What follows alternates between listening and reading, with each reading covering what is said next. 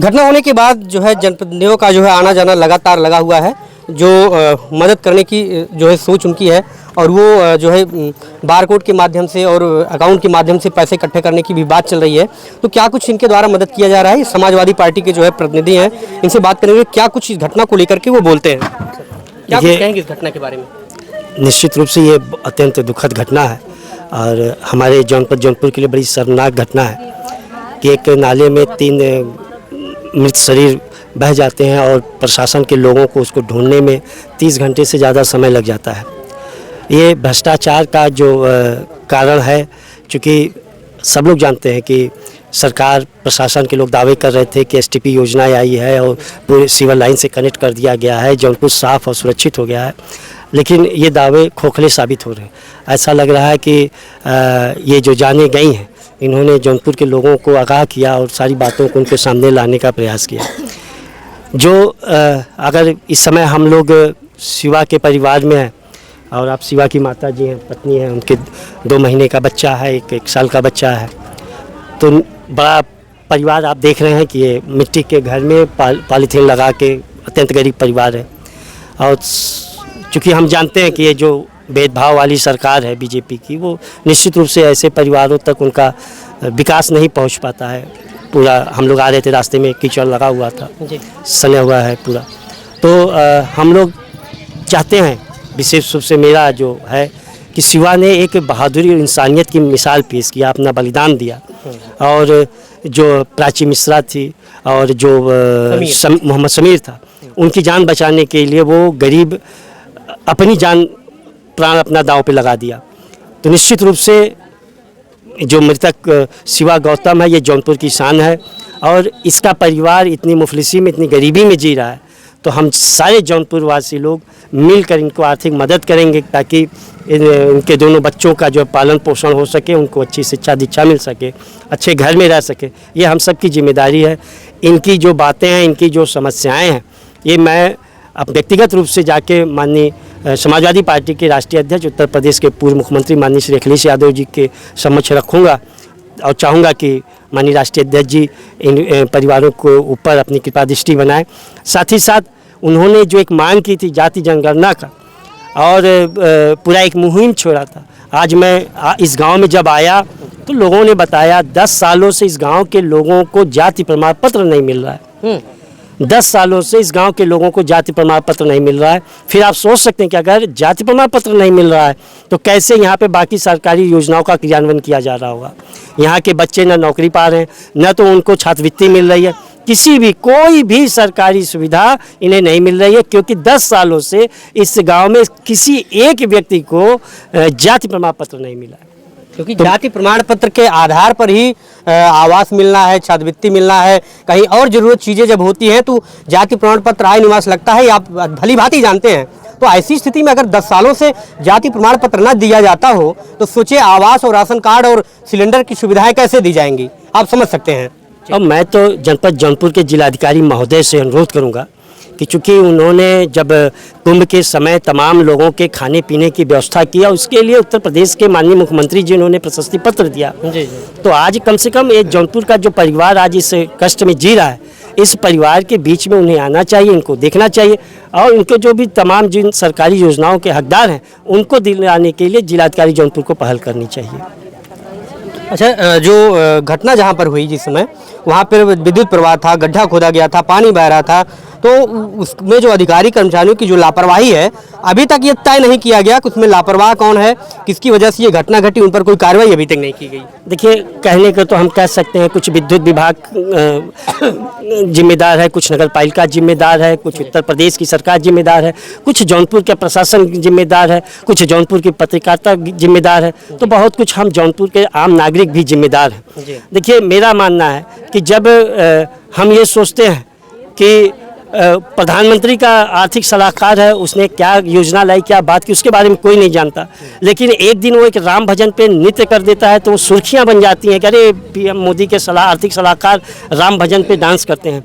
और जिस प्रशासनिक अधिकारियों को, जिलाधिकारी हों, उनकी जिनकी इस बात पे उनको ध्यान रखना चाहिए कि सरकार की जो योजनाएं हैं वो जनपद वासियों को सही ढंग से मिल रहा है कि नहीं मिल रहा है, इस पर ध्यान देने के बजाय इस पर ध्यान दिया जाता है कि वो स्नानार्थियों के लिए भोजन की व्यवस्था कराते हैं इसलिए उनको प्रशस्ति पत्र दिया जा रहा।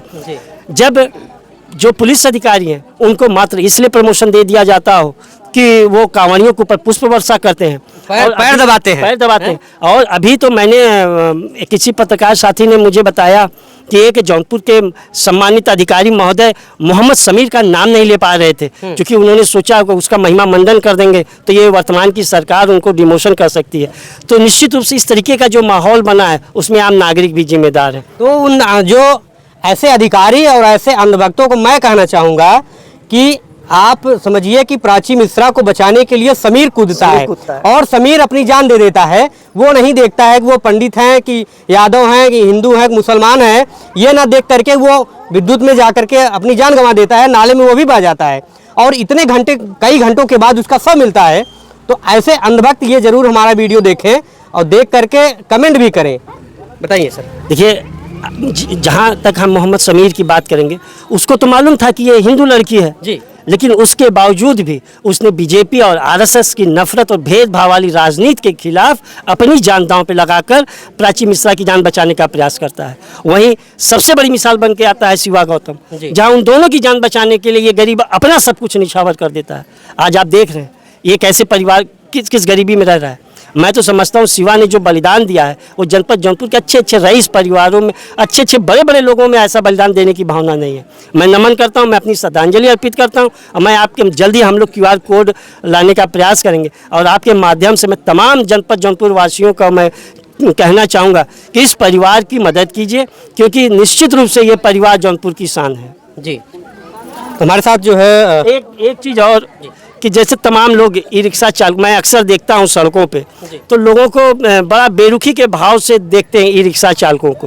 वो गरीब परिवार के लोग हैं जो अपना जीवन यापन करने के लिए ऐसी परिस्थितियों में काम करते हैं। तो मैं कहूँगा कि आप ये ध्यान रखिए, हो सकता है कि कल जब आपका जान संकट में हो तो ऐसा ही कोई रिक्शा चालक जो है आपकी जान बचाने का प्रयास करेगा। बड़े बड़े मॉल में आप जाते हैं तो कोई मोल भाव नहीं होता है, लेकिन जब आप रिक्शे पर बैठते हैं तो 20 रुपये और 50 रुपये देने में आप मोल भाव करते हैं कि 5 रुपये छोड़ दीजिए, 4 रुपये छोड़ दीजिए, 1 रुपया छोड़ दीजिए।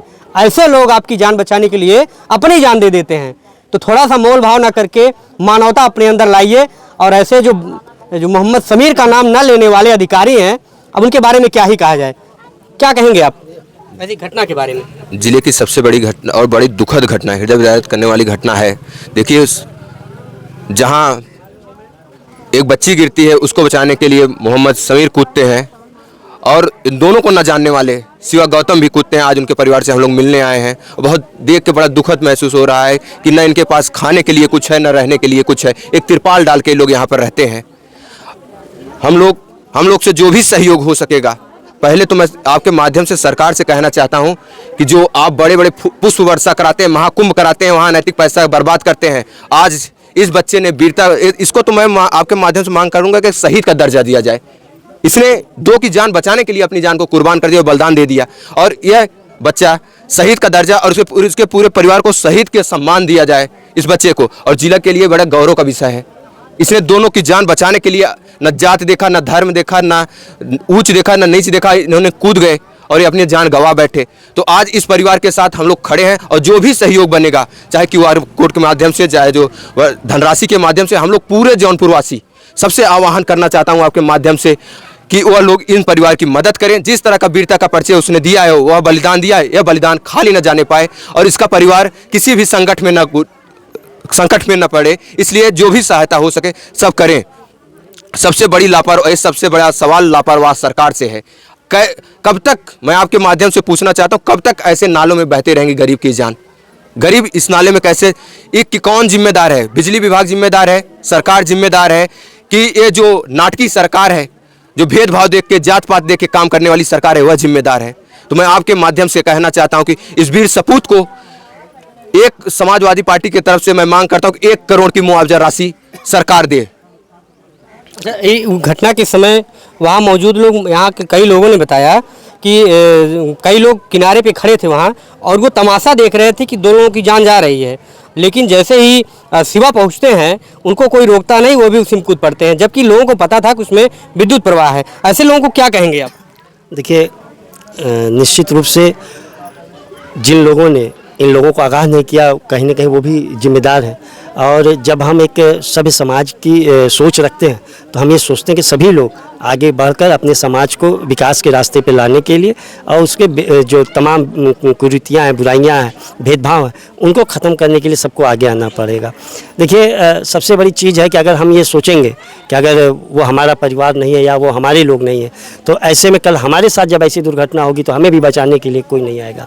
मैं आज शिवा गौतम के परिवार के साथ मात्र इस वजह से खड़ा हूँ ताकि अगर कोई भी कल शिवा के रास्ते पे चलना चाहे तो वो उसको एक सबक याद रहेगा कि अगर हम ऐसा काम, अच्छा काम करेंगे तो समस्त जौनपुर के लोग मेरे परिवार के साथ खड़े होंगे।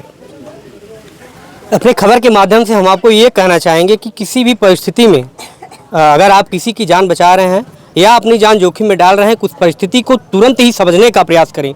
जैसे ही विद्युत प्रवाह हुआ था तो वहाँ पर एक थोड़ी सी समझने का प्रयास था कि अगर वहाँ पर तार टूटा हुआ था तो वो सावधानी से तार को उठाने या हटाने का काम करते, या बिजली विभाग के कर्मचारी या बड़े अधिकारी को फ़ोन करके बिजली को जो है कट करने का काम करते। ऐसे तमाम घटनाएं जब होती हैं, जब आप बिना सोचे समझे किसी की मदद करने या किसी कारण से किसी भी तरीके से मदद करने के लिए जब आप दौड़ पड़ते हैं, उस समय आपकी जान चली जाती है। तो वहाँ समझदारी की थोड़ी सी ज़रूरत थी और थोड़ी सी आप समझते हैं कि उस मौके पर लोग क्यों नहीं मदद कर रहे हैं, क्या घटना थी, थोड़ा सा कुछ पल के लिए एक बार आपको सोचना पड़ेगा और आप सोचिएगा आगे से मदद करते वक्त ये चीज़ अपने ध्यान में ज़रूर रखिए। ऐसी घटना, क्योंकि विद्युत की जो घटना होती है वो बहुत ही हृदय विदारक घटना होती है और समझिए थोड़ी सी आपकी चालाकी से कई लोगों की जान और आपकी भी जान बच सकती है। धन्यवाद।